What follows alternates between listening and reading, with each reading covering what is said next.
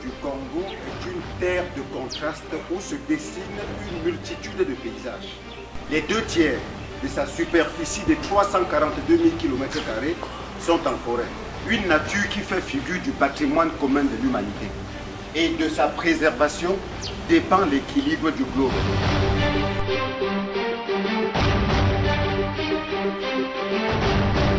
Longtemps, les menaces environnementales étaient identifiées sans pour autant générer de prise de conscience. L'imminence du danger qui pèse actuellement sur le monde nous invite à être prudents et pragmatiques. Aujourd'hui, je rappelle que nous sommes un des pays au monde où le taux de déforestation est le plus bas, 0,08%, qui représente à peine 17 000 hectares par an sur une ressource de 23 millions d'hectares. Je me réjouis d'être parmi les plus anciens acteurs de la foresterie, avec 16 ans d'expérience ministérielle dans ce domaine, pour me rendre compte de comment ont évolué les logiques en matière de gestion des forêts. Nous avons réussi à faire de l'aménagement forestier durable l'instrument essentiel pour réduire la déforestation, planifier cette gestion et s'assurer les meilleurs rendements.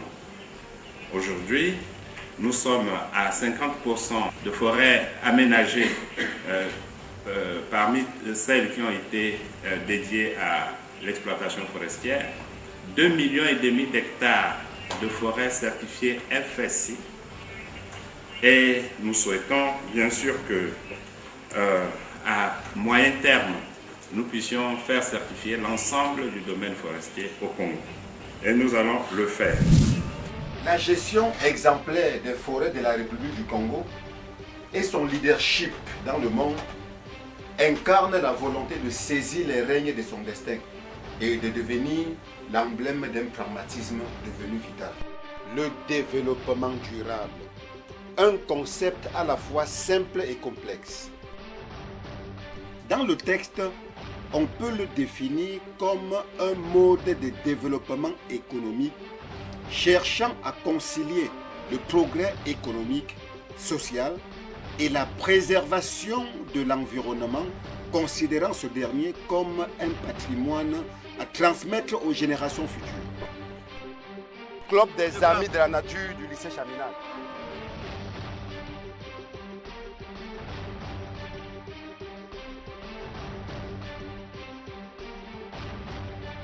Je m'appelle Zala Bienvenue Ezina.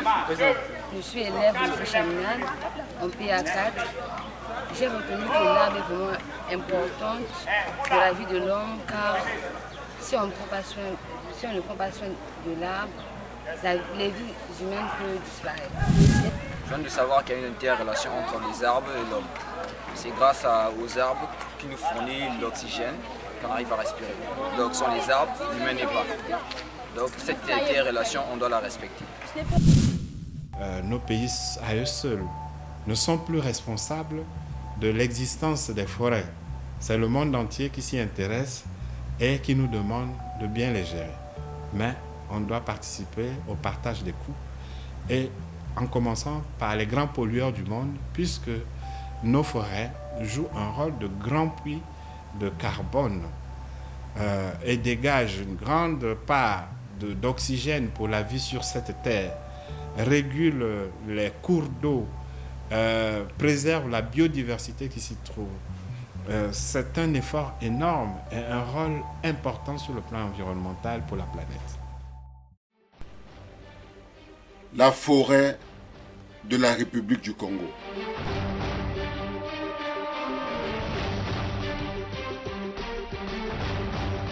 C'est le cœur de l'Afrique centrale et un poumon de la planète.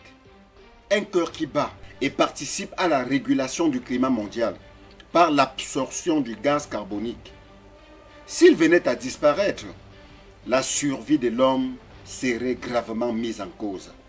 La République du Congo fait partie des pays qui auront un rôle déterminant à jouer dans l'avenir pour la conservation de la planète.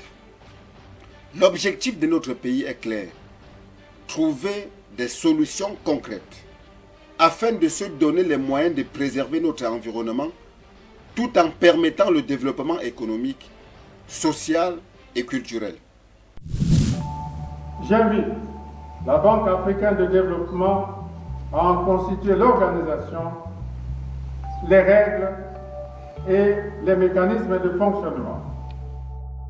Le secteur forestier devient ainsi le second pourvoyeur d'emplois après la fonction publique. Ces actions se déroulent plus en milieu rural. Depuis longtemps, nous essayons d'impliquer les populations locales pour pouvoir avoir une appréhension claire des objectifs du projet, parce qu'à terme, il y a le tourisme, le développement du tourisme, parce que nous avons le potentiel touristique, et il y a aussi le terroir qui sera géré de façon durable afin que les populations futures puissent bénéficier de ces ressources. Un exemple du développement durable peut être prouvé aujourd'hui en Gombe et à Pokola à travers l'exploitation responsable des forêts.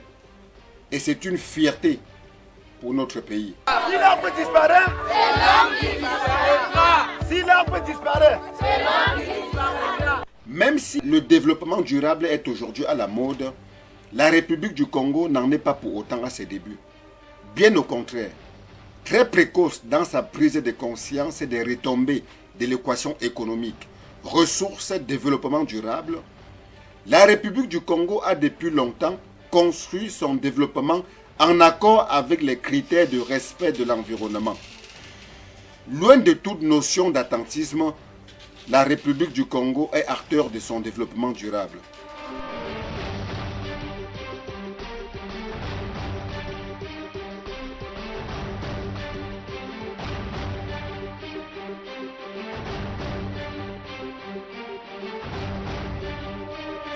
En matière de reboisement, nous avons donc d'afforestation, nous avons un centre de recherche qui est un centre d'avant-garde en matière de recherche forestière qui se trouve à Pointe-Noire, qui a mis au point dans les années 70 la technique de clonage, de bouturage, de clonage de l'eucalyptus qui s'étend maintenant à tous les arbres.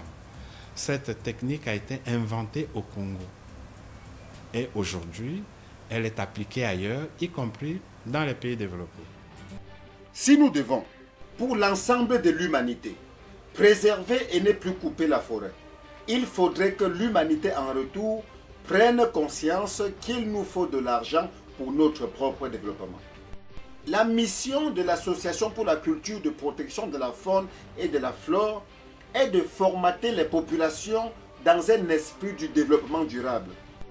Toutes les couches de la population, à savoir les intellectuels, à savoir les illettrés, peuvent aujourd'hui, à travers le théâtre de l'environnement, comprendre l'importance de l'arbre et du reboisement.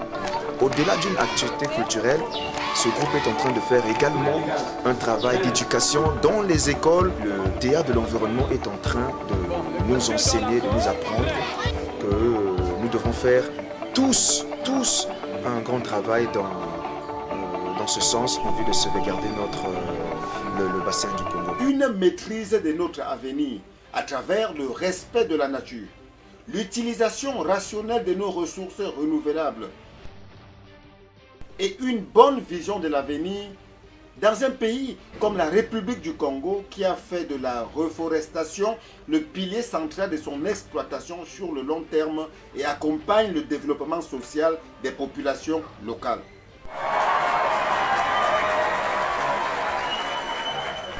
L'Association pour la culture de protection de la faune et de la flore fait figure d'exemple dans cette dynamique mondiale de développement durable.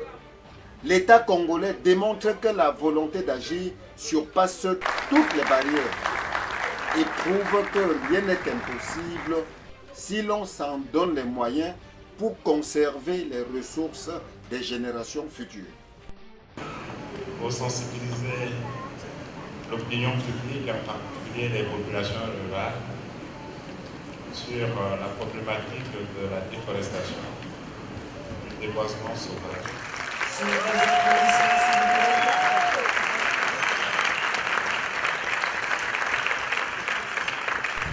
Encouragé par l'action du gouvernement de la République du Congo, l'Association pour la culture de protection de la faune et de la flore se mobilise pour apporter sa pierre à l'édifice écologique congolais. C'est dans ce registre que depuis quelques années, à travers des pièces de théâtre spécialement écrites, comme Le Mal de Terre, Le Cri de la forêt du romancier dramaturge Henri Djombo, le théâtre de l'environnement de l'ACPF entreprend en ville comme en milieu rural des campagnes de proximité visant particulièrement à sensibiliser les populations sur l'utilisation rationnelle de la forêt et de sa biodiversité. Dans les sociétés où domine encore la tradition orale, le théâtre est le vecteur par excellence des idées nouvelles et des civilisations. Il est le genre littéraire le plus adapté pour les véhiculer et les faire connaître.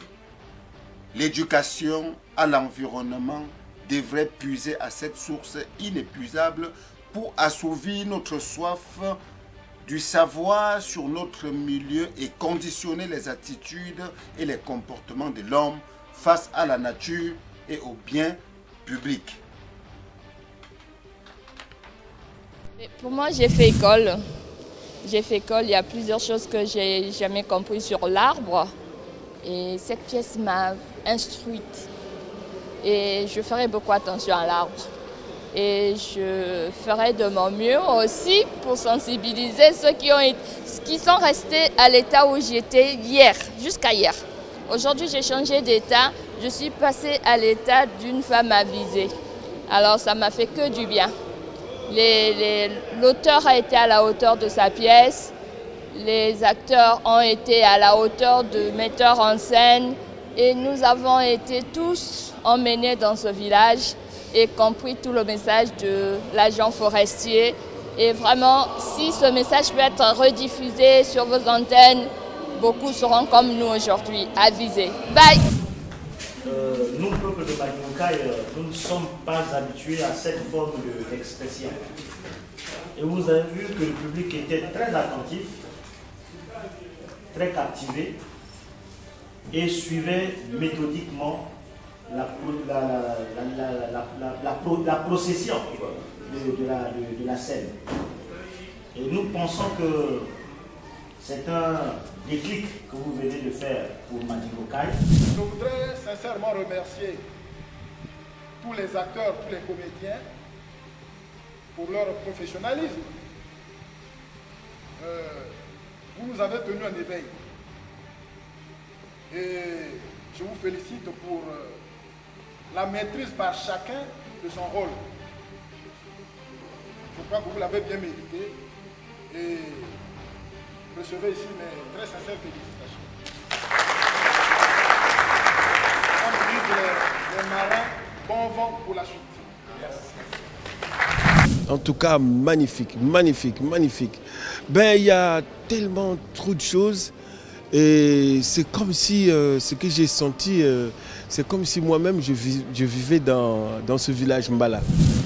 Bah, on a beaucoup apprécié. Hein. C'est pas pour la première fois qu'on assiste à ça. Ils sont déjà venus dans notre école une fois. On est aussi allé à la préfecture. Ça, c'est pour la 3e fois. Donc, on maîtrise déjà bien la scène. On n'est pas surpris. Ouais.